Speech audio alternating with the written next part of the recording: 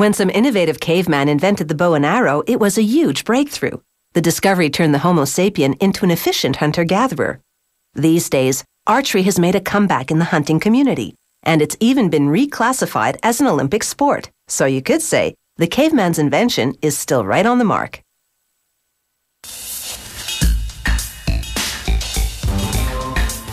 Today's bows are definitely not primitive devices. Crafted with calculated precision, they make it easier for you to take your best shot, and the caveman would have been very impressed.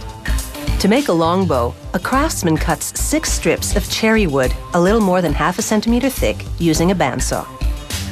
Then with a belt sander, he repeatedly thins the wood strips on both sides, tapering the ends a little each time.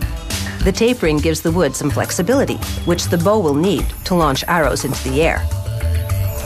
With his bandsaw, he now carves a handle from a piece of wood. Next, he brushes super adhesive glue onto fiberglass strips and the tapered strips of cherry wood. He works swiftly because the glue will start to dry in less than an hour. Now he layers the strips. The fiberglass strips buttress the 6 glued wood strips on either end. This process is called lamination.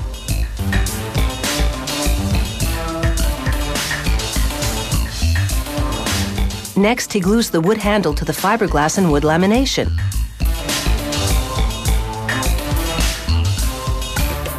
And he tops it with a piece of masking tape to protect it from scratches and glue smudges during the next steps.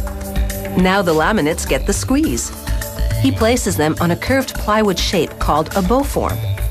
He positions a steel heat strip, a rubber hose, and another plywood form on top of the laminates. He clamps it all together, then inflates the rubber hose with an air compressor.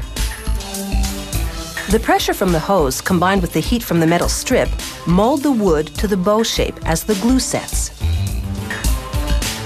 1 hour later, he removes the laminates, nicely pressed and glued into more bow-like curves.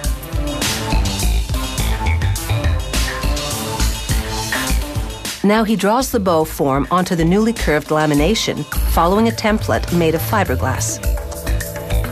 With his bandsaw, he cuts the wood along the lines he's just drawn.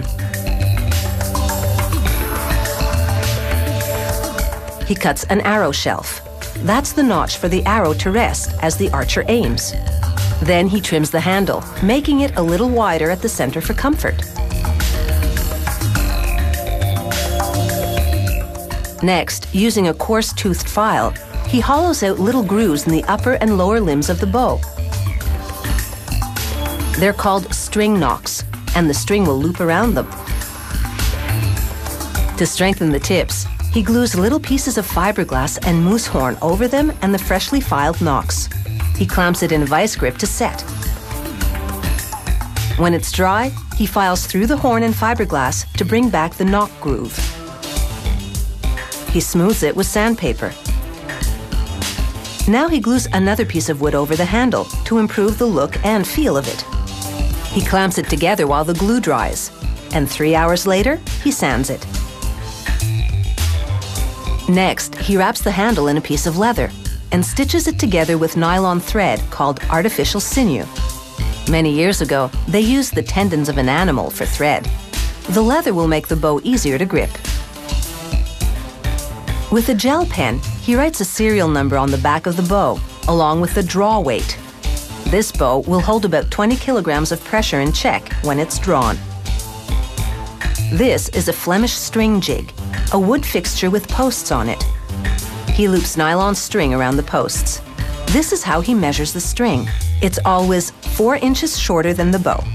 He cuts it with a utility knife, then rolls wax onto it to make it easier to work with.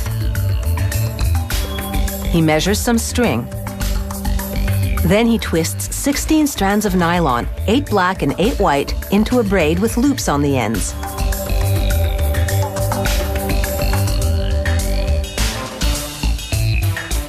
He hooks the string on the nocks, and it's time for target practice. As he bends the bow, energy is stored. He releases it, and the energy propels the pointed projectile. That apple didn't have a chance.